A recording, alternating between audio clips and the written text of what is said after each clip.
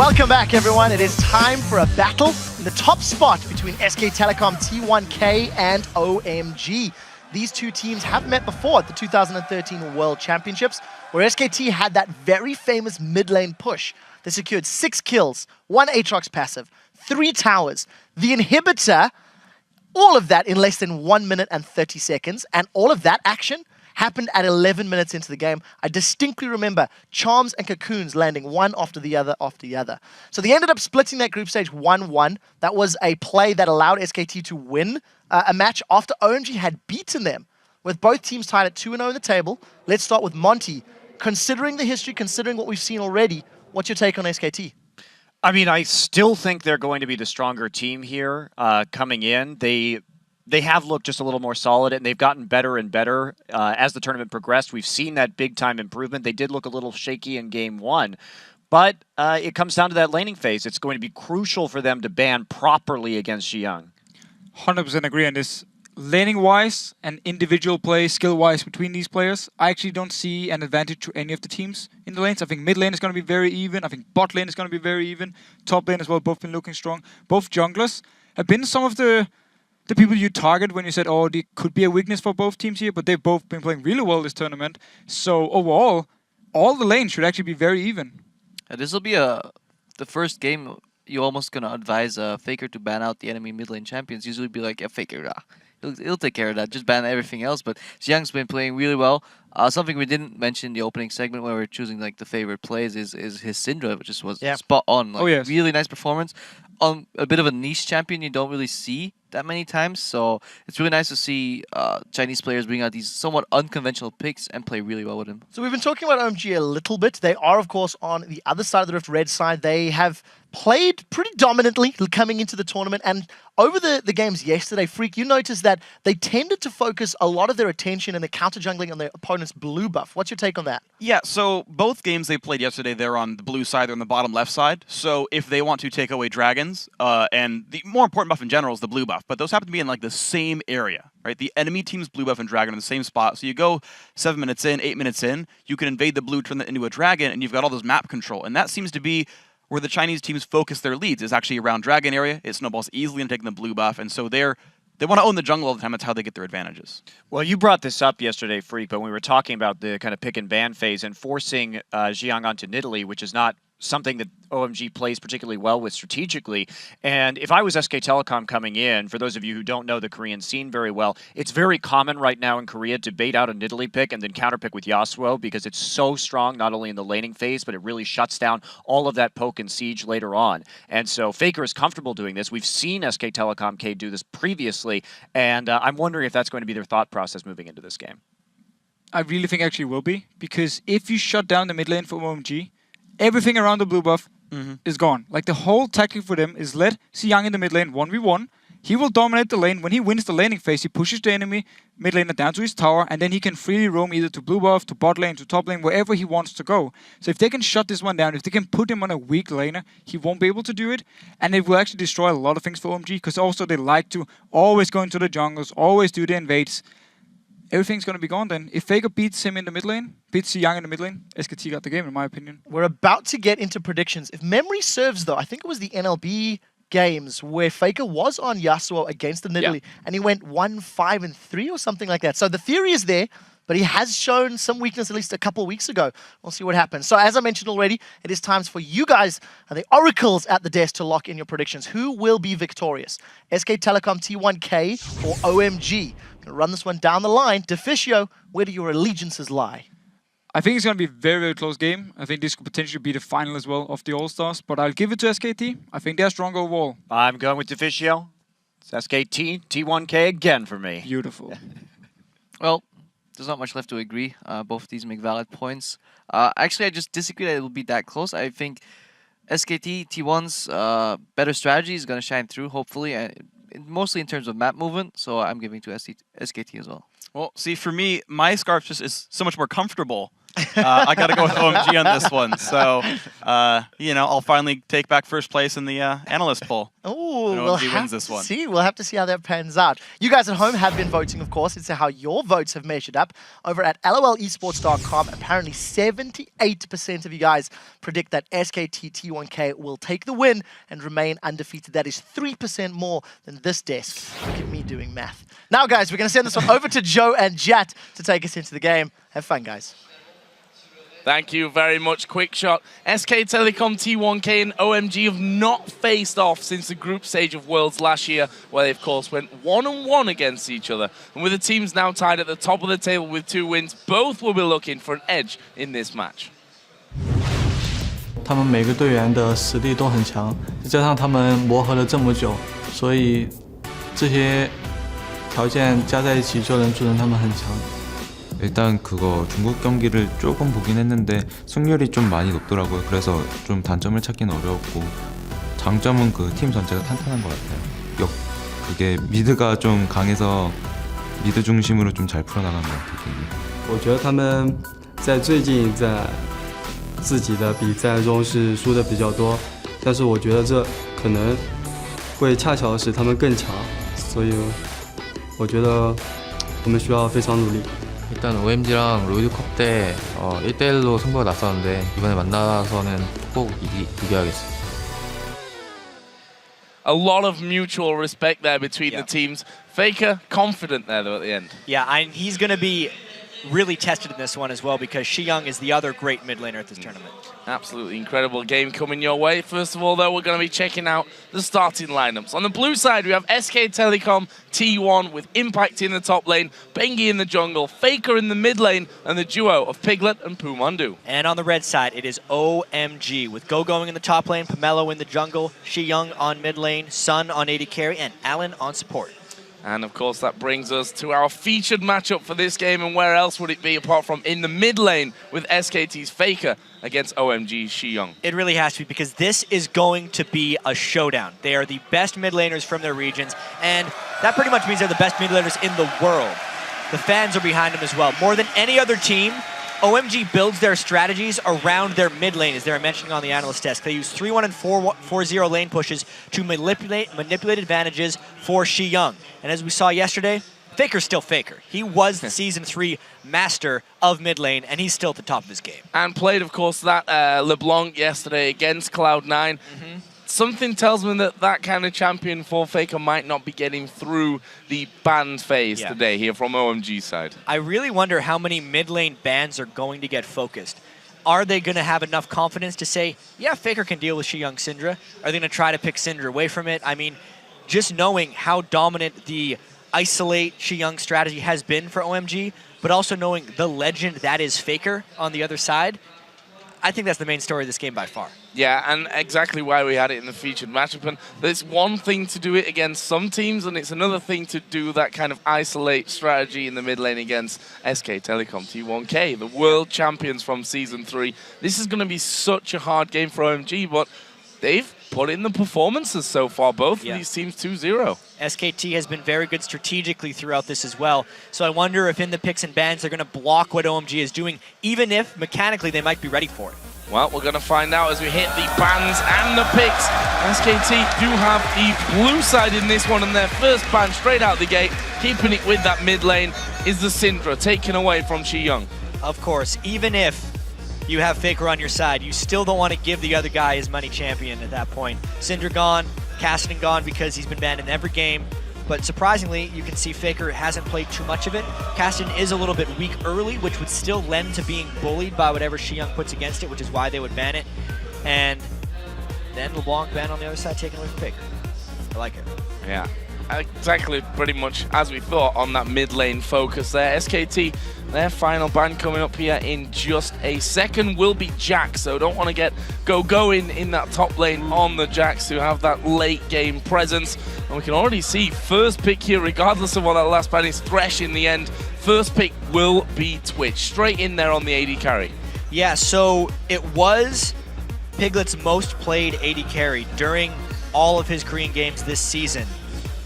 Even though Sun is a very good Twitch and had a good game on it yesterday, it's not nearly as high priority for him Twitch is actually kind of the premier AD carry for a lot of these teams now, as, almost on top of Lucian.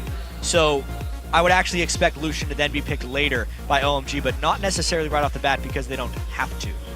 Very interested to see where the supports go in this one. Alan, of course, in their opening game was incredible on Thresh. They banned that out this time around. We saw him playing Annie yesterday, which, aside from that 3-man stun at the start, didn't go amazingly for him. We're going to move to the picks again, though, because OMG now locking in their first 2 choices with the Shyvana for top lane, but maybe more importantly, Ziggs in the mid. Yeah, the 2 big champions that were at the top of Xiang's champion pool as far as games played were Nidalee and Ziggs. If they're going to do the isolation strategy, Ziggs is far better, pushing the lane, trying to harass out his opponent. I really wonder what Faker's going to put against it, but they have the freedom to wait near the end of their pick ban phase.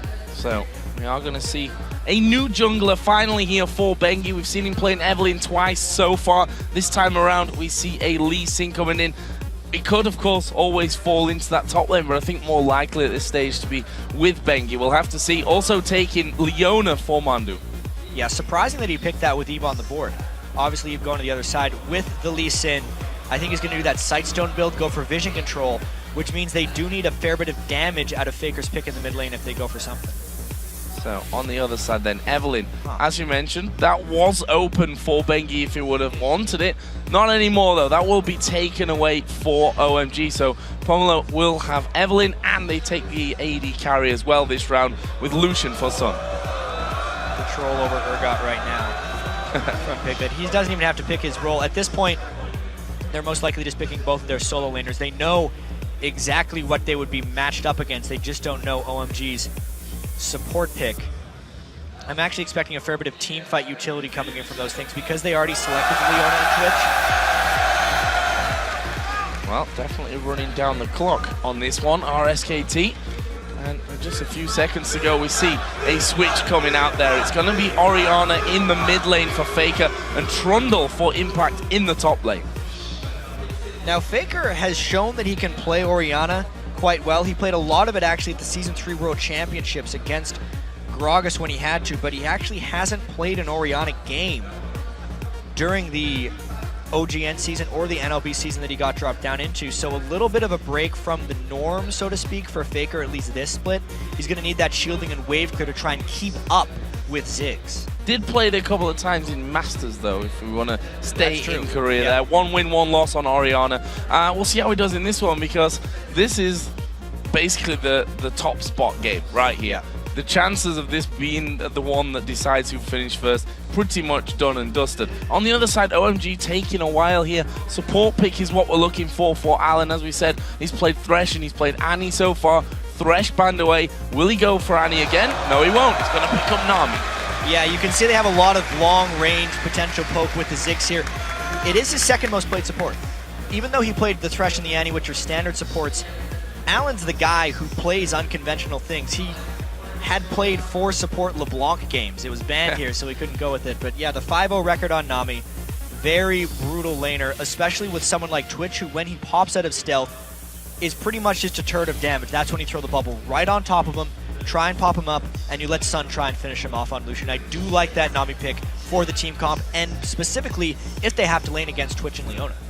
Really interested to see how this one works out. The 2 form teams up until now, of course, this is our first invitational game of the day, so who knows who's changed their plays overnight. TP and Fnatic certainly be 2 teams that are looking for that, but going on form so far, these are the teams to beat. This is the top game for the All-Stars group stage here. Of course, we still have playoffs to come a little bit later on in the weekend. Tomorrow and Sunday, of course, we will be moving on to them. But as we load onto the Rift, hit us up on Twitter, guys, and let us know which mid laner you will think will be coming out on top of this one. Use hashtag Faker or hashtag Xiyoung.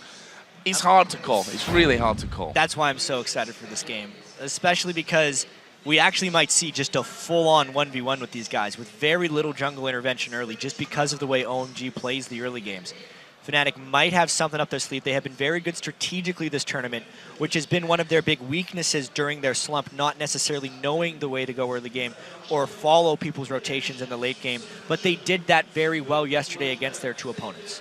Well, we are going to be getting into game here shortly. Bengi is actually rocking the Lee Sin and the SKT Lee Sin as well with that. So very interested to see how this one all goes down. Going to be a fantastic matchup. As I said, the action only really just getting started today. We saw Hexakill earlier, which was extremely exciting, I have to say. That Hexakill was much cooler than I thought it was going to be. And I'm saying that a lot this event, that this is better or cooler than I thought it was going to be, but it was true.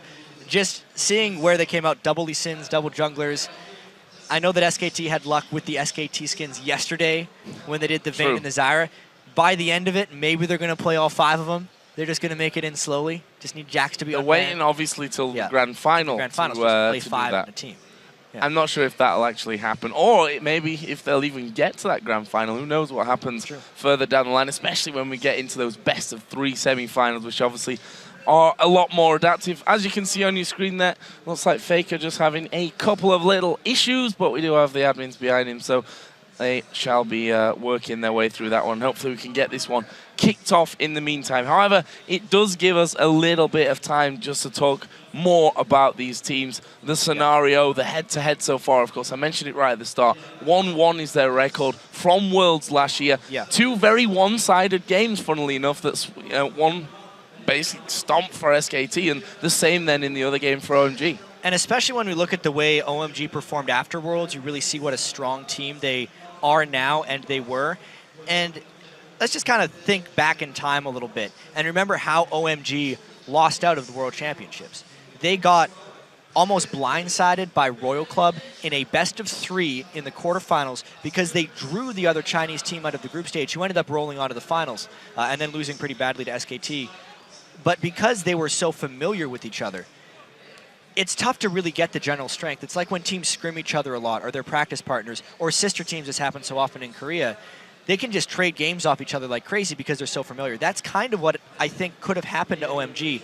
And one could argue that OMG might have been SKT's biggest competition at Worlds last year. And as we get to see them compete here, potentially in the group stage and maybe even in the playoffs, they're both pretty strong chances of making it to Worlds because OMG is so strong in the LPL and SKT has a lot of circuit points already in Korea. This could be a really huge international rivalry that we start getting going. Well, and that's the funny thing, because if you look at their current form in their domestic competitions, SKT, of course, bowed out early on. I mean, as you mentioned yesterday, it's only a couple of series and you're out. It's very cutthroat in Korea, that's for sure. LPL, a longer season, 28 games, same as what we have in North America and Europe in the LCS. Obviously, still playoffs to come in that one, but they did not drop many games, and you could argue that OMG from that are the informed team of the two. Yeah, exactly. You look at SKT and their champions that they won 15-0. Obviously, they've struggled a bit this time. If you add their recent champion season with the NLB, they would actually be 8-9. But that's not counting Masters, which they did much better in. So hard to actually follow the Korean scene super closely with all those 3 different leagues basically going on at once. But you look at OMG, 25-3, like you said, just as dominant, if not more so, with their region. So let's talk about where this game has to be won from both sides of things. We've seen already that OMG are an absolute beastly team fighting team. They've had a couple of dodgy early game phases, that's for sure. Is that the time to beat OMG? Do you have to crush them as fast as possible in the games so that they don't get as strong for those team fights where they excel? I think it's absolutely the place where you have to beat them, and also where they're weakest. Because looking at all their games from their LPL season, they often were either even in gold early game or actually behind in gold early game, and then were able to force team fights or just take advantage of Xiang's giant advantage in the mid lane to really get things going. And it is a weakness for them. The game that they stomped on TPA yesterday, by the end of it, started poorly. Both of their side lanes were vastly behind in CS. They continued to lane swap. As the analyst has pointed out, every time they lane swapped, they lost a wave of minions. And against a World Championship caliber team, Season 3 World Champions in SKT, that very well could put them farther behind than their team fighting ability can make up for. Every single wave counts. In a game between two such talented teams, every single wave is going to be counting for you. For SKT, I also want to touch on Bengi. Monte Cristo actually had him down as maybe the shining light from day one. The question is has Bengi been tested enough from the 2 games that they won yesterday? you may even argue to me, has Bengi turned a corner? It's going to be the question that will maybe even get proved in this game, because they did play TPA, who's 0-2. We don't actually know if they were outclassed or if they're just the strong team, versus Cloud9, who had that nice showing against Fnatic, but they're still a wounded team without High. How much did that really show? Are they better strategically, or were they just playing against wounded teams? Well, so many questions still to be answered. Faker's actually having his machine swapped out as we speak, so while we get that sorted, we're going to head over back to the analysis desk for more about this matchup. Thank you very much, guys. Let's talk about what we can at this moment in time. Picks and bans. I know as we were seeing it play out, we did see the Syndra being taken away from OMG. That was the second ban on the side of SKT's side. Over on the other side of the table, LeBlanc not making its way through, not making the same mistakes Cloud9 did yesterday. Also, Morning got his hands, Xiang rather, got his hands on Ziggs, which is quite a comfort pick. Yeah, that's the key thing here, because Ziggs is the second most banned champion against OMG back in LPL. And simply also due to the fact there is these bans, LeBlanc's banned away, Syndra being banned away. OMG picks it very early. Blind picks it well. They trust him. No matter what Faker is going to play against it, he can deal with it. And it also means they give up some picks to SKT. Well, very quickly, we're actually almost ready. Yeah, coming in, it's still a losing matchup for Orion. It is a hard matchup in the laning phase, but they gave away some big Korean power picks as well. Twitch is frequently banned against Piglet. Also, the Lee Sin. Now, at first blush, just looking at these compositions, right now, if it goes late, Ziggs will be able to turtle, and SK Telecom doesn't have the best siege, so this might be a long game. Very quick. I know you're excited. I just want to see what Alan can do on Nami here, because normally he's actually the main engage for OMG. This time he picked disengage against the Leona. Maybe it's going to hurt them, maybe it's going to go good for him. We'll see. Well, we're about to find out. It does look like that problem has been resolved, and we should be ready to go. So Joe and Jet, take it back again. Well, we're happy to take it back because we are getting closer to that game. Faker's machine has been sorted out. His headset is in fact back on, which is a good sign for us because this is the most hotly anticipated game of the day. And I did like Monty's point right there about the Ziggs being able to stall into the late game. Even if they make some mistakes early, they might be able to make it to a point where the gold is close enough to have even-on teamfights where they excel. Where they excel. Guys, we're going to get into the game and figure out whether it's SK Telecom, T1K, or OMG that can go 3-0 here in Paris. Gonna be an exciting one, that's for sure. The question is, who is it that's going to be getting the early advantage in this one? We've seen so much action at level 1, something that me as a play-by-play commentator absolutely love. You hit the roof right at the start of the game with some of these calls. And I really do have to say that SKT is the early game favorite right now, just because of the way they rotated against Cloud9, the stuff they did early game, very early on, and because OMG has had suspect starts. Faker may still be having some issues, though. It looks that way. Faker, the man with his headset off, as you can see. Full screen on your screen. So hopefully that can be sorted here as quickly as possible. And funnily enough, Jet, as we say that, the pause is once again coming off for a second. Seems like it might be a test pause, though, just to see exactly what is going on here with Faker. Headset on, headset off. I'm not sure if Faker knows what Faker needs right now. So you guys know at home, we have extra referees for the All-Star. Normally there was 2 refs. We now have 3 refs on the stage. Obviously, all QA is standing by. They're getting these tons of backup machines. He's on his second PC here, just making everything try and work. But sometimes just doesn't want to cooperate. It's an audio issue. Yeah, it can be a process as well. Of course, with the Korean teams, we have to go through translators a lot of the time for these teams, so it can be a bit of a process. But the team is up there and now working on this issue, and we should be able to get this one going as quickly as possible. Either way, for Faker, not the start to the game that he's looking for. These kind of things can sometimes have an effect on your concentration, I think, more than anything else. But we're talking about Season 3 World Champions here. These are not guys who have no experience playing on a stage like this. And not to mention all the finals they've been a part of over Korea. They've played in many monstrous stadiums in front of thousands and thousands of people with the pressure coming down on them. I mean, Faker is just got to say so famous as well. He knows how to deal with the pressure. There is a lot on the line for him, obviously, because representing Korea internationally is a huge pride point for these guys. And Korean teams, almost more so than anyone else, really, really prepare for these international events, and they always seem to win them.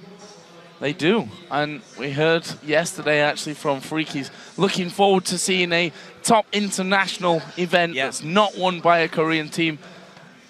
kind of hard to argue against that at this point with a 2-0 SK Telecom.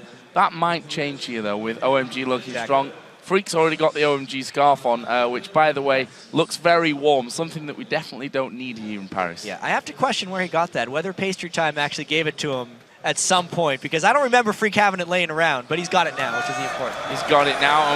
Even more importantly than Freak's scarf, we're getting into the game here.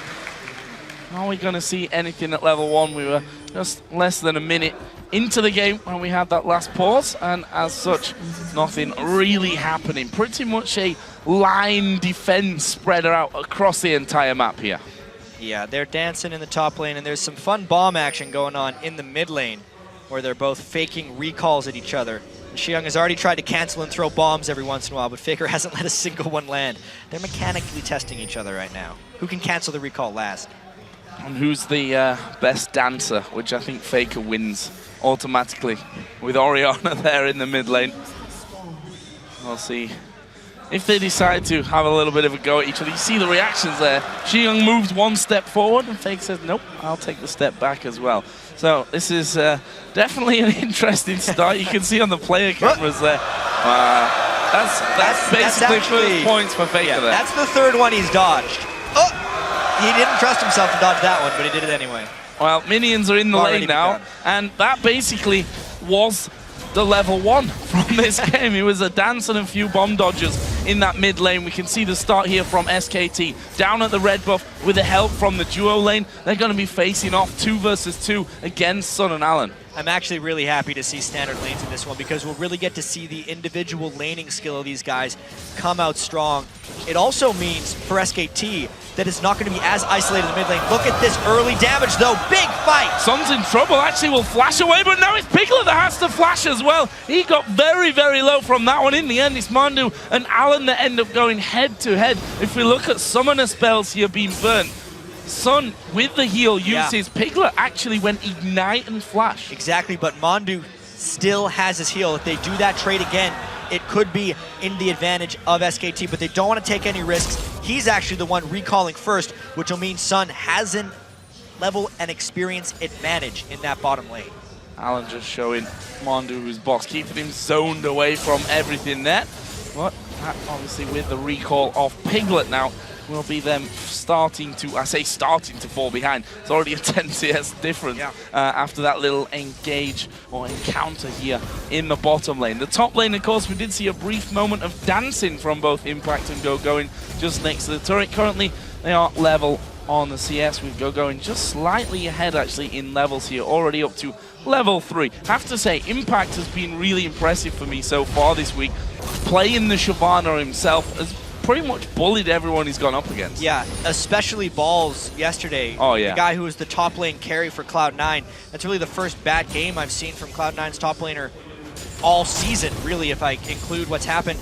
And Impact has just been able to shut it down. Don't even need to talk about what happened to Aki in the top lane there. Yeah, that wasn't pretty, I'm afraid, for TPA side of things. Our mid lane featured matchup, though. Faker against Ji-Young. Faker is level 4. We look at the CS, 25 to 19.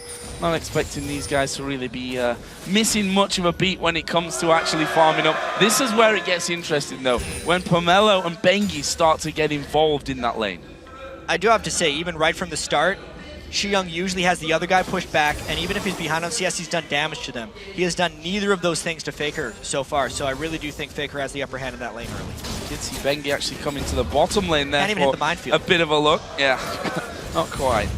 Faker running low on mana there, but see that Ji-Young having to use these pots already. Both mid laners did start with the pots and Doran's ring here on the very get-go. And Faker, the one that's still holding on to that pot, dodging pretty much everything. That little dance and dodging at level 1 wasn't just for show. That's actually what's happening. But look at this. We have Evelyn up there. Gogoin's less than half HP. They need to be careful if they're going to dive how they tank it. Lee Sin is very close. Bengi is a master of counter ganks, and it could be the right time. Let's see how fast it is. It's going to be Pomelo that tanks this one up, but there's a flash from Impact. He does get first blood, and he's managed to get away. Bengi gets one kill back. He's going to TP out. It's going to be quick. He's got away. He's got away from it. 15 HP left for Gogoin. It doesn't get any closer than that. Wow. And that's gonna basically blow up the Zenith here. Eruption from the crowd. Yeah. Let's look at that one again. So clutch. So they had the level advantage, and it's all about how they tank the turret right there. Going does get turret on him, and he tries to tank as long as possible. He had it timed perfectly if Bengi didn't actually show up. So Bengi gets there. Both of them would have gotten away. The teleport was timing. We don't have time for replays. Mondo going down, and Alan picks up the kill there. Meanwhile, Piglet trying to get the damage back onto Alan. The poison won't be enough to finish him off. Is Piglet going to go aggressive? He did just go into ambush, but decided not to push on further through. That leaves us at 2-1 in favor of OMG. Oh, Piglet does get some nice return damage, but that kill basically happened because of the early recall from Piglet. He didn't buy any items, whereas Sun actually did a fairly early recall and picked up a second Dorns, knowing how trade-heavy this lane was going to be against a Twitch. They get the upper hand, they get the kill, and the advantage in the lane. Now we see Bengi coming down, trying to alleviate some of that pressure that's really built up. We're seeing Sun and Alan actually recalling now from that bottom lane. Might mean that he comes in with even more ridiculousness. But a level 6 impact, he's almost too big to kill right now. There's not even a red buff. I wonder how he's going to walk away from this one. Oh, Gogo needs to be careful on it. There's the pillar going down. Impact at less than half HP, getting a bit of regen from his ultimate. But Pomelo going to stick to him. And actually, Pomelo deciding to turn away. Impact giving enough damage back to stop that gank from working. Yeah, got them both really low, trying to show his force in that lane. And Bengi has to make something happen off of that. He did not help out his top laner there, and he's trying to counter jungle. He's in pretty deep, though. Xiong actually coming around the side. Alan's actually going to come in and spot Bengi's position, which means they can move into position or away from position, maybe from Xiong's point of view. Bengi's coming around the back. They're going to try and dive in. The kick comes in. It's knocked him into the wall. Xiong is still in trouble. Here comes Faker, and Faker gets the kill with his ignite. Turning the strategy back around on OMG. Pomelo was not in range. Does make Faker burn the shockwave, though. Burns the shockwave. Faker thought he might be able to have a bit of a go on Pomelo, or whether that was even for safety reasons there for Faker. Either way, they get the kill. Bengi not quite getting the kick that he wanted because of the flash from Xiong. But nonetheless, great game so far. And I really do have to say, as far as OMG's overall strategies go, a death onto their mid laner is far more punishing than the kill that they got onto Impact. These are mid lane focused teams, even more so for OMG. The fact that he is now down a substantial amount of CS to Faker, as well as a kill, is going to be very difficult to deal with. The boot almost on the other foot. We saw his Xiong yesterday having so much more farm than his opposite number. That's not going to be the case in Faker. Look at this, coming around, trying to have a bit of a go at the blue, but Xiong already throwing his bomb down from that one, making sure that he doesn't lose out. Going to take a pink ward with him as well. Didn't even take much damage from the minefield. I'm ridiculously impressed with how well Faker's dodging pretty much every single skill shot Xiong throws against him. It doesn't seem like he takes damage against Ziggs right now. Yeah, he's still got his potion. Yeah. From level 1, so that kind of tells you exactly how well he's been dodging.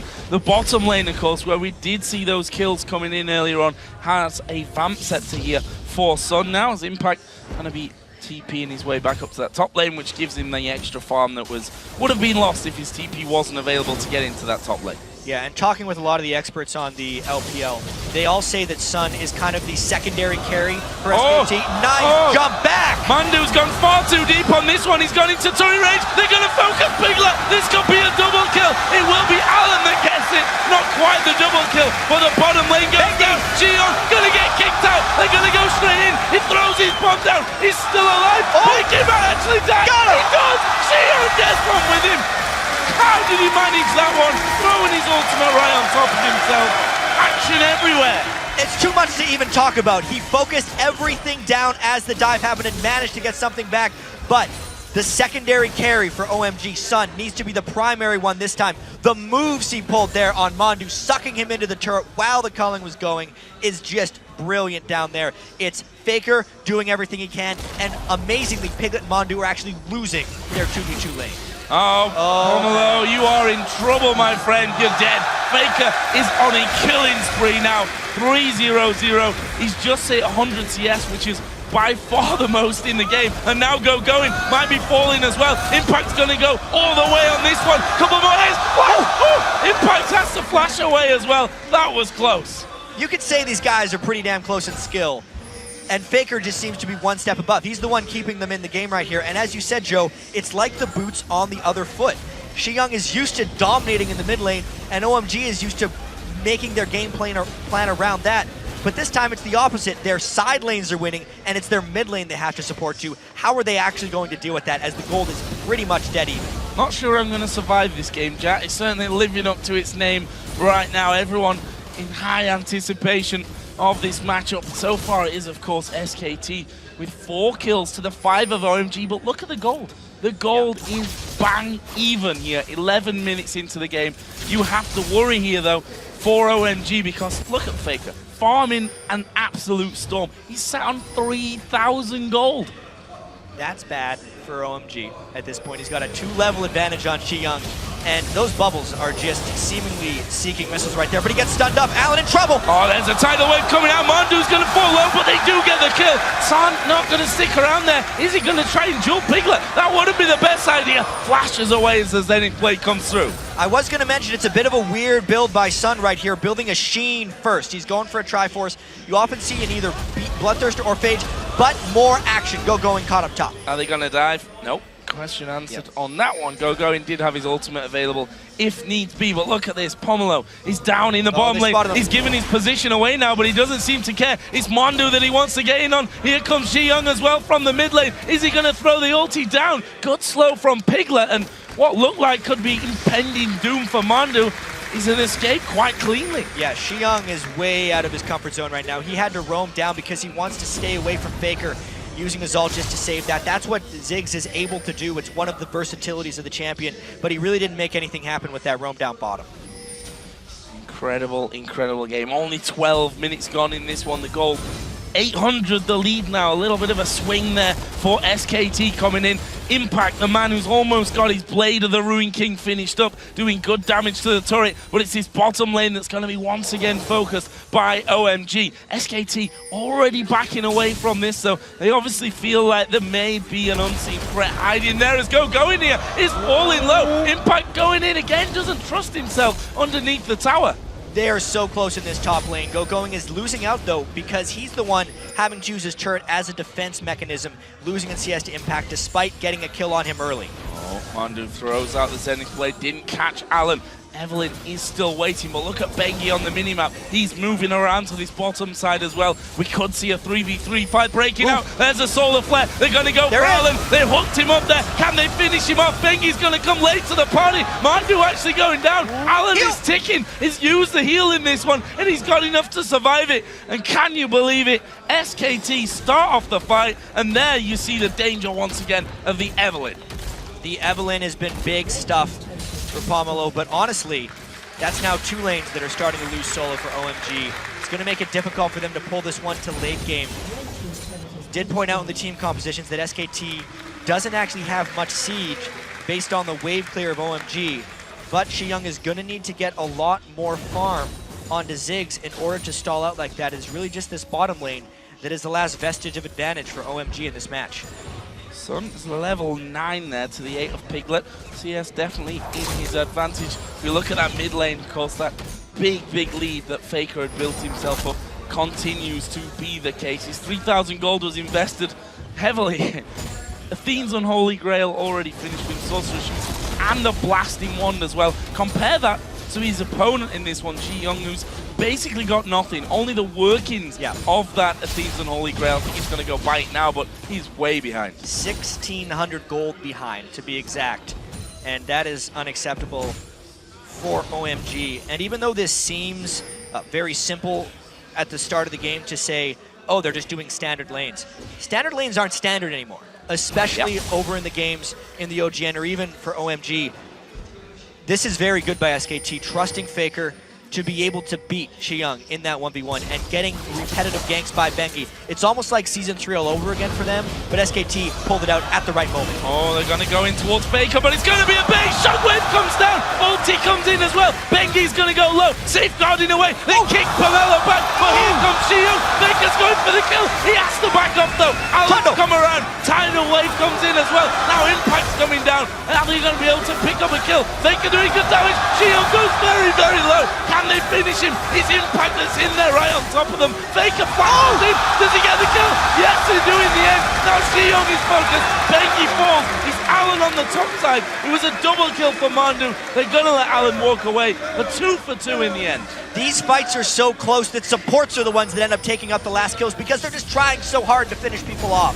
And honestly, Faker, aside from the one that killed him, just doesn't get hit by skill shots, it feels like. Watch this, Faker bursting down, going way faster than he expected because there was no magic resist, but then just track how many things miss Faker because of a sidestep. Xiong throws that one thing, misses him with the satchel charge, misses him with the minefield, misses him with another bomb, dodges the tidal wave. He is just getting away from everything, and it is the only reason SKT came out close to even in this one, because OMG were at the point earlier. Look how late Leona comes in at this point. The fight could have easily been over.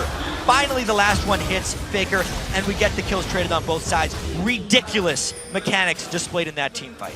We've got 5 kills from the 16 that are on the support players right now, which is gonna be a fun time for them, that's for sure, as we are gonna see Piglet here having to flash away. Once again, Pomelo gonna make his presence felt. Bengi moving in as well. Here comes the teleport of Impact into that bottom lane from the top. The kick pushes Pomelo against the wall. The pillar will stop him getting away. And now they've got in underneath the tower. Alan down to half HP. Can they keep going? Sun's got no chance, and Alan's a dead man as well. Bengi picks up that one, but Faker here to the side. Finished off in the end by Shyvana, but Mandu's gone deep once again. Too far maybe, he falls down, but now they're chasing on to going. Xiong can do good damage on the side as a double kill. Impact survived that one just about. Xiong will walk away. 4 for 3. Joe, insane. This is absolutely crazy. 12 kills to 11, 17 minutes into the game.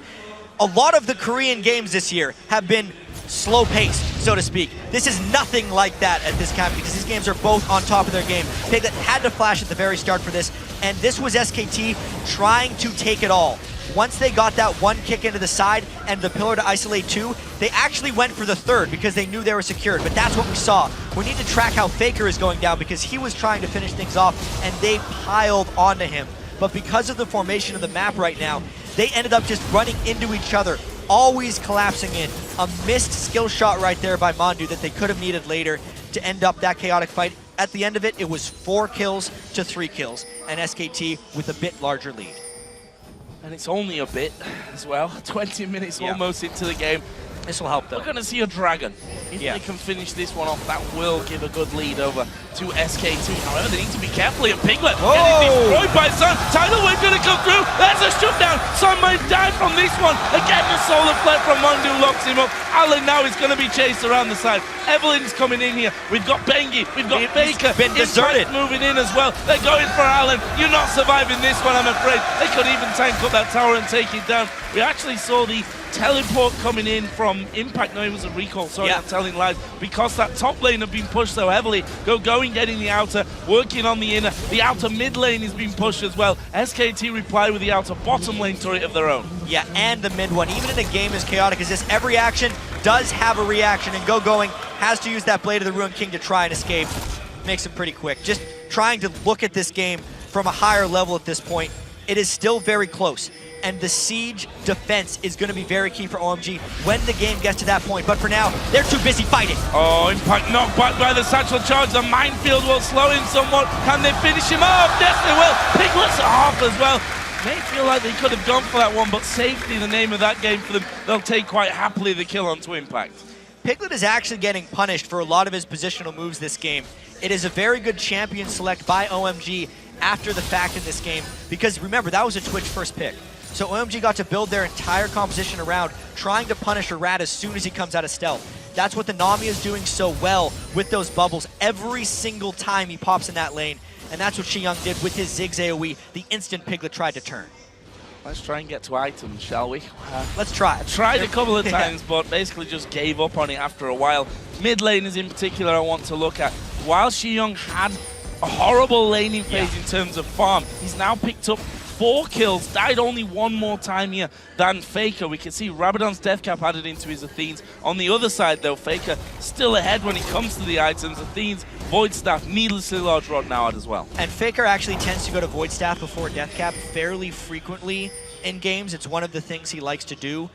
Young, though, only 600 gold behind, as opposed to the 1,500 he was before. So once the team fights started happening, as OMG's strength dictates, they started catching up a little bit. Uh-oh. This is a duel, though. This is a duel. Going chased down by Impact, and Impact again turning back at the last second.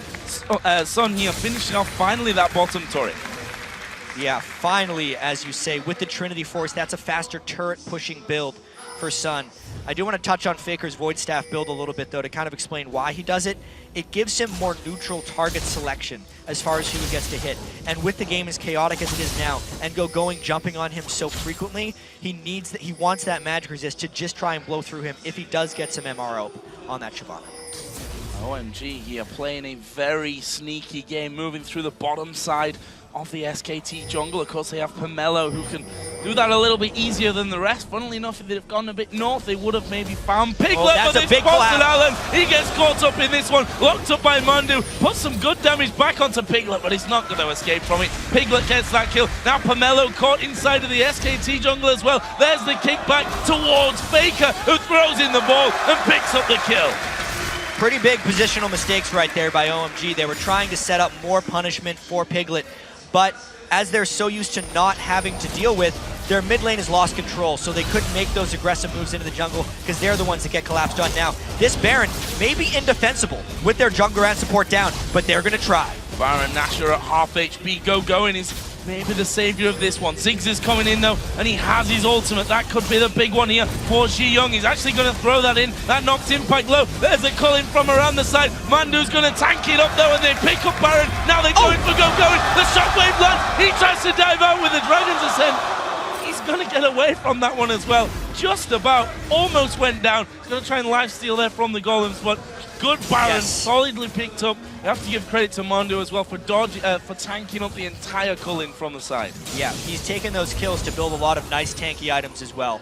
So it helped him survive. That was a very decisive call there by SKT after they caught a few people of OMG out of position, immediately turning it to perhaps a insurmountable advantage. That's what SKT always loves to focus in. It's a 4,000 gold lead. And now the question will really be about whether they could break through an OMG turtle, because that's exactly what OMG has to do now. They do have the death cap on Ziggs, so they can push out turrets very effectively. Returning to that top lane there as well. A big wave of farm pushed in his general direction. He's currently leading the CS battle on that front, got more kills. Less assists overall than Impact from this one. Here is Piglet. This is where the Twitch. You've got to be scared of the Twitch. Piglet's going to go straight on top of Sun. There's the slow coming down. Blade of the Rune King active, not actually used there. And Sun is going to throw down the Cullen. Well, here comes Bengi from the side. Can he get in position? Oh, Alan going to be spotted. Bengi goes further north. Both Alan and Sun have tried to back away. Sun's actually recalling at the back of his inner turret. Bengi's going for a walk all the way up to the walls of the base here. That may force them to back away completely from that mid lane turret. Bengi's going to the base. He's going straight. That looks rather aggressive. Actually caught him out this one. Safeguard to the wall. Bengi not even phased by that one. And he burned the tidal wave, which is a tremendous disengage tool for OMG as a team as they try and turtle. That was a really nice aggressive solo move by Bengi. He did not rely on anyone else for that one. Oh, solar flare goes in. Bengi again in behind the inhibitor turret. He focused Alan for a while. They're going to put some damage back. Piglet goes low as well. Meanwhile, in the top lane, Impact split pushing away. They do pick off Lee Sin in the end. OMG starting to move out, but they've lost that inner turret in the top. Yeah, but they still have their inhibitor shell up. That's the important thing for them right now, is making sure they don't lose any inhibitor turrets. I think Bengi kind of gave away his life right there, because unless they're getting an immediate turret, that is a mistake. Going a little bit too deep, not once, don't think even twice, maybe a third time. Sunny is going to go low, the poison really hurts, he's going to fall. Oh, clutch heal from Alan, that'll keep him alive. But really, Piglet is showing his strength of not only himself, but also of Twitch, just popping up on Sun multiple times right there, and nearly killing him both times. Dragon won't be contested by OMG, it's an easy one. Second Dragon of the game, funnily enough, fairly low scoring in terms of Dragons. Yeah, it's because there's been so much damn fighting. We're still 30 kills 25 minutes into the game, and the Baron buff is making everyone on SKT that much tankier. we also know that late game Trundle is going to be an absolute force. That's actually what SKT needs to build up towards, is a Randwin's Omen on impact. Oh, wow. 1v4 Faker. You are not going to survive that one. Almost took down Pomelo on the way out, but definitely bit off a little bit more than he could chew there. Very interesting moves coming out from SKT, where they're kind of trying to do their own thing on 2 separate occasions. They need to play more as a team. This is actually what got them in trouble in a lot of their defeats over in OGN or NLB, where individuals would try and make really big plays, but they would lose to the teamwork of Frost and Ozone, the 2 teams they lost to. Bengi going in was one example. Faker trying to 1v4 there from the brush is another. And we know, as a team, that OMG are absolutely incredible. Impact, why not? Take the damage of every single mine, make sure those minions do in fact get through onto the base. Uh-oh, this is bad for Son. Bengi's going to come in around the back. There's the kick. Piglet comes in. He puts down the damage. And that's a simple pick-off, something that OMG cannot afford. Absolutely not. Now they have no AD carry. That means that outer turret is basically indefensible. If SKT chooses to go for it, they're actually more concerned of getting the blue buff on Faker, though. So that may actually be a late-game pickoff that doesn't lead to an objective, which is rare. Kind of dodging a bullet there. Yeah, looking from their side of things. Yeah, OMG. Faker, though, does have that blue now, and you look down his items, he's got that death cap on since we last checked in, and another needlessly large rod, so going to be headed up, you have to feel, towards that Zhonya's hourglass so that he can have that safety. I mean, the 1v4, it probably wouldn't have mattered if he had the Zhonya's there, because he was going to go down either way, but that Zhonya's can make a difference in the grand scheme of things. Right now, SKT actually sat fairly defensively, just trying to push things out as far as possible. Yeah, Faker's sitting on 557 ability power. Knowing they're playing against a Ziggs and knowing that they have maintained map control here, it's actually prudent for them to just wait for the next Baron. Yeah. And then hope to pull OMG into a team fight, which is what normally teams don't want to do. But hopefully for SKT, the vision advantage, the map control, and the gold lead will give them the advantage here within the next Baron time. And that is coming up in 1 minute and 30 seconds. The way that SKT have kind of backed off from that certainly looks like they want to either fight around that Baron or just wait and take that Baron. OMG, of course, aren't going to give that one up for free. They couldn't defend that last time around, albeit they definitely tried as hard as he could. The culling coming through. Young throw his ultimate in there as well, but in the end it was SKT that got the first Baron of this game. We're approaching the 30-minute mark, so let's once again have a look down some of the items. Bengi, no, because Bengi getting caught out, he's going to safeguard. Tidal Wave comes across though. Bengi is maybe going to fall from this. Hongdo going at the front. Son going to be focused though. They've got rid of the AD carry, and they're now going to keep going with Piglet getting the slow on towards Pomelo. He pops his W to try and run away. Rest of the team is coming around the side. 40 seconds until Baron. There is going, getting slowed down. Pomelo's going to try and get away through the brush, but Piglet is going to kill him off here. This one is done and dusted. No way that Pomelo will get away from that. Faker killed off going as well. That's 4 men down with 20 seconds till Baron. And OMG fully committed with no vision control, so they were going in blind and just hoping that SKT wasn't in the proper position. Well, they're SKT and they were in the proper position, and that's the big reason OMG got completely wrecked there. They got blindsided by Twitch. Piglet cleaned up. He's now 7-2, and it gives him a Baron. Waiting for that one as well. May as well. Bit of a dance before they celebrate another Baron. Second one of the game here for SK Telecom T1K. Alan is the only person around who can steal a Baron with Nami, then you're doing something right overall, but not even going to try it. That's the second Baron of the game, going to SKT. Yeah, honestly, he would have been doing something wrong if he tried to get it with Nami, because he'd be way too open to getting picked off and losing the game from a push. Now we get to take another look at this. See when they caught them, they went so far in, but there was an Orianna and a Twitch who just get straight to San and Alan. Faker doesn't even have to do anything. It was just Piglet that cleaned them up right there. And they don't even get Bengi. That escape from Bengi, getting the ward down, and, well, of course, it was then just a chase to victory. And this is another thing about having Trundle plus Orianna in their team comp. No escape. The pillars and the move speed by Trundle will secure kills if they can force battles in the open field like that. And once again, Twitch, as you mentioned, just showing, I mean, we've seen it already a couple of times from Piglet. He's now got 7 kills to his name. Getting in behind the AD carry, or anyone really for that matter, is 1v1 potential. Massive impact coming here on towards Sun. He's got slows for days, and Sun is already down to half HP. He's flashed away, which actually might just save his life. I don't know if he can actually outrun Impact unless he pulls off some spectacular juke. Impact is much faster, and Sun clearly can't duel him. That pillow's going to slow him down. That was pretty nice pillow work there, and Impact just waiting. It's one of those over the wall, slow and painful deaths, but there's more of an immediate death going on in the mid lane there. Faker getting a lot of damage, but he gets out of the shockwave. That's going to get him a double kill. Xiong has to back away. Piglet's going to chase him. He's flashed in there. Has he got the damage? By God, has he got the damage? He's unstoppable now at 8-2-8. This may very well be the game for SK Telecom T1K. Joe, once they got that first Baron, they just did not relent their pressure against OMG right here. They are totally in control. 31 minutes in, pushing the Nexus. And I think our pre-game question of how SKT and Bengi in particular turn the corner is hard to argue with this one. They clean up the game with an ace, with a Nexus. SKT goes 3-0 here, All-Star.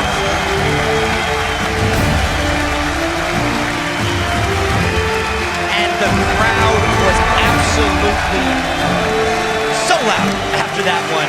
They're happy to see SKT back at the top of their game. Bengi ganked enough for Faker to let him destroy Xiong in that mid lane. Even though Piglet and Mandu couldn't take down that lane 2v2, they were still vastly superior. You can see OMG stunned. Absolutely gutted about that one because they had some very good signs in that game. Yeah. The bottom lane in particular started out so well for them. They forced Piglet incredibly early when he had just 2 CS to recall back into base. They couldn't bring that through though, and by the end Piglet was just out of control. Piglet went absolutely nuts on Twitch. That's one of the big reasons they're willing to first pick that champion.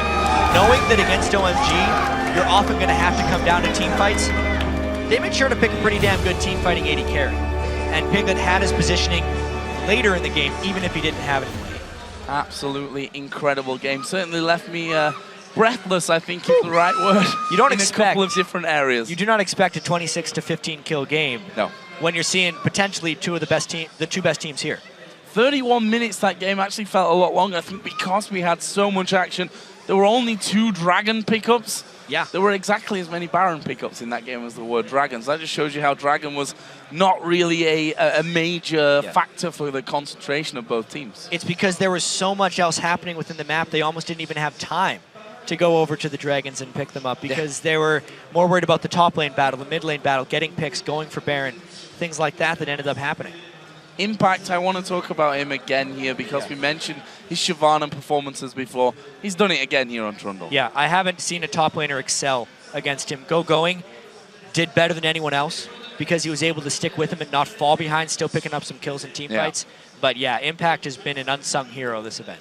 Well, absolutely amazing game. We're going to break it down, though, further over at the analysis desk. So, guys, take it away. Thank you very much, guys. I want to start off by summarizing the opening 15 minutes of the game. Faker channeled his inner Patches O'Houlihan. Dodge, dip, duck, dive, and dodge. He did not take a bouncing bomb from Xiang at all. We did see straight up head-to-head matchups. SKT were winning the solo lanes, both top and middle, but they were losing the duo lane, and by a significant margin. By the 20-minute mark, Piglet was down 40 CS to San. Thanks a lot in part to all the action going on, but what do we take about the lanes, Crepo? I just want to point out how Faker dodges these skill shots. It's not that he's moving left and right and making it hard to predict where he needs to, like where the enemy needs to throw their stuff. No, he literally waits until the spell comes up and then sidesteps. When he's laning against the Ziggs, he knows those cooldowns by heart. He waits till the bomb comes up, and the second it comes up, he knows the enemy laner is gonna throw it, and he just sidesteps as they come up. And it's so beautiful to see. There's a fight later on as well where he just literally just dodges everything. Yeah, before we get to that, let's pull up the First Blood replay, I think, very quickly. Crepo, this is something that OMG started, that we're getting aggressive on the top lane. Talk us through how this played out. So before we play the clip, actually, we want to see what's happening. First of all, Gogong is doing well in the lane, and they want to push in Impact, and then they want to dive in with Pomelo. That's a good reaction from the team. But because Bengi's on top of his game again, he knows that that's going to happen. That's going to be the play on the map. But then he's a little later. and then Impact needs to survive. And how he does that is just majestic, actually. Just roll the clip right here. They're going to draw the aggro at him. Impact's going to see the Evelyn come in. He wants to back out, places a pillar, and forces out both the enemy players. Then flashes over the pillar, forces Evelyn's flash. Go and should die here. Gets in the brush, teleports out, gets hit. If the camera pans over, we see 5 HP maybe, roughly. The fact how he placed that pillar, he didn't block one person. He pushed one of them to the back and one of them to the side, then flashed over the pillar again. He was literally like making them chase around the turret. You could play some Benny Hill music to make it even more entertaining.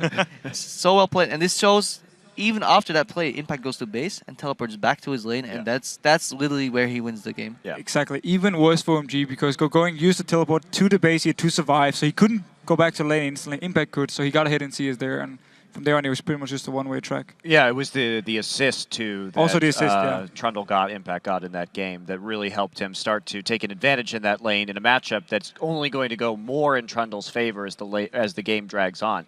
And also, I do really want to turn it back to Faker for a second, because that laning phase was really extraordinary.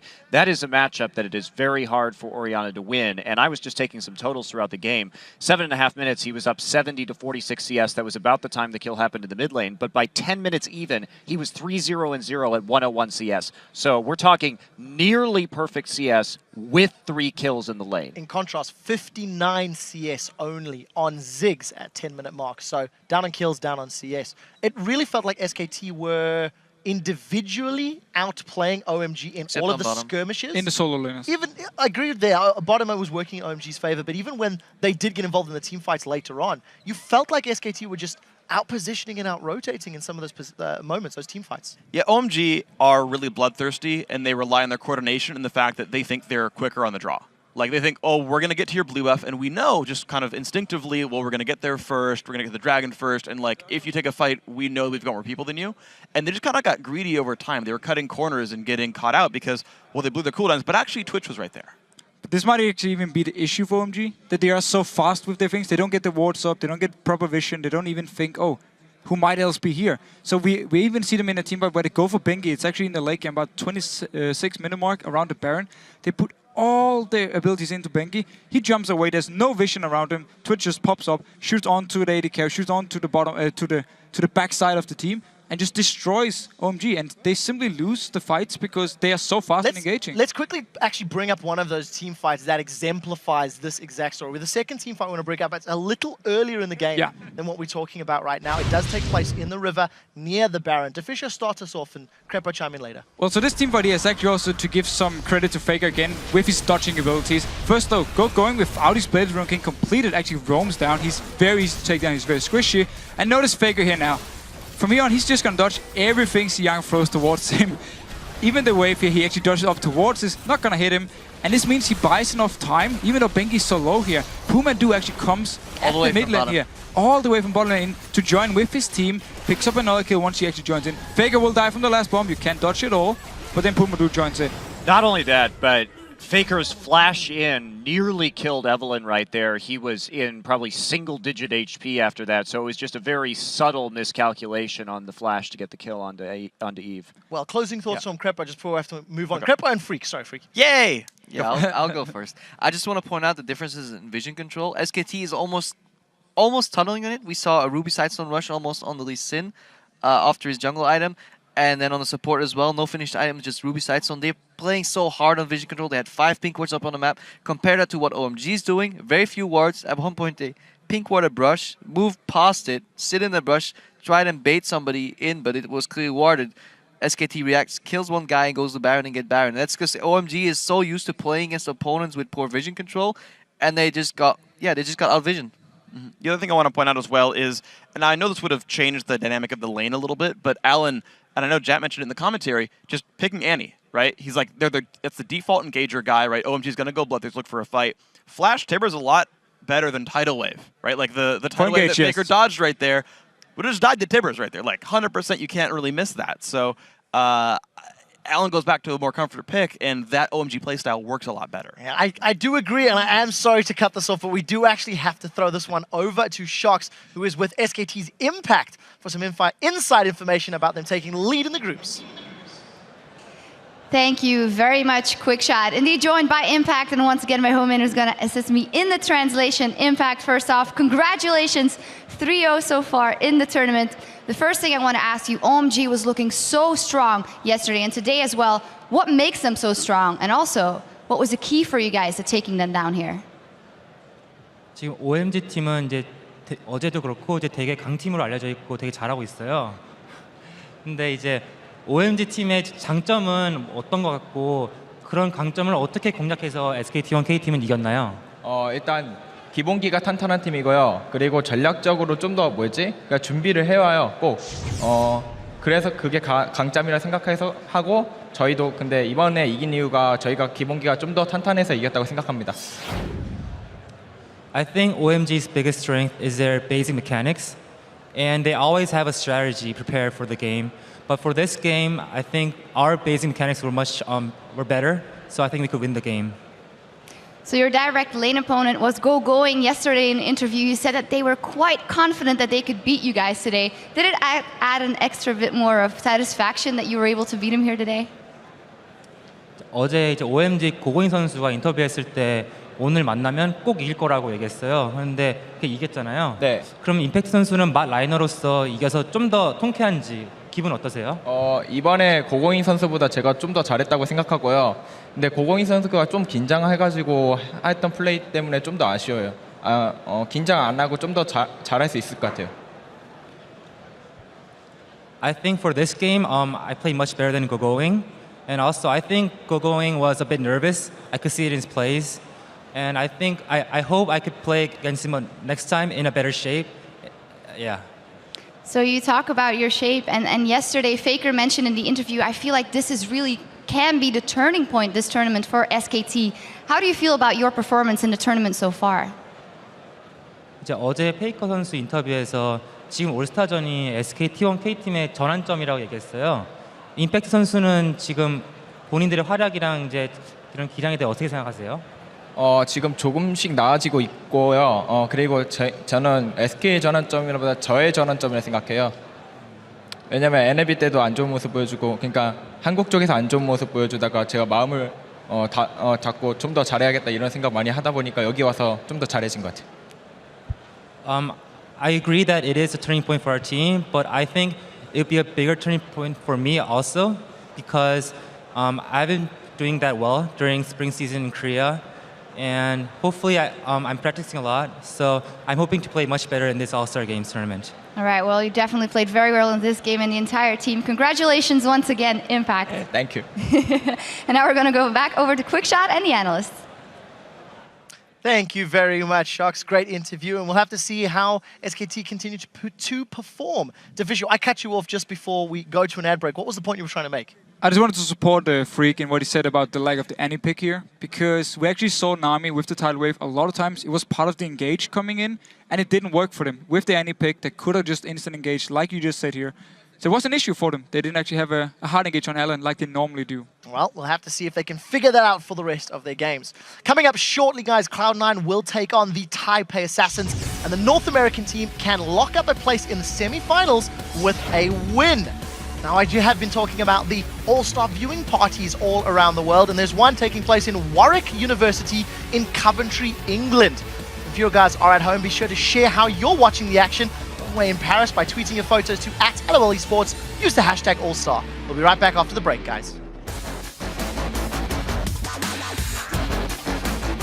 Here comes the teleport of Impact into that bottom lane from the top. The kick pushes Pomelo against the wall. The pillar will stop him getting away. And now they've got in underneath the tower. Alan down to half HP. Can they keep going? Sun's got no chance. And Alan's a dead man as well. Benji picks up that one. But Baker to the side. Finished off in the end by Shavana. But Mandu's gone deep once again. Too far maybe. He falls down. But now they're chasing on to going. Shi-Young can do good damage on the side. As a double kill.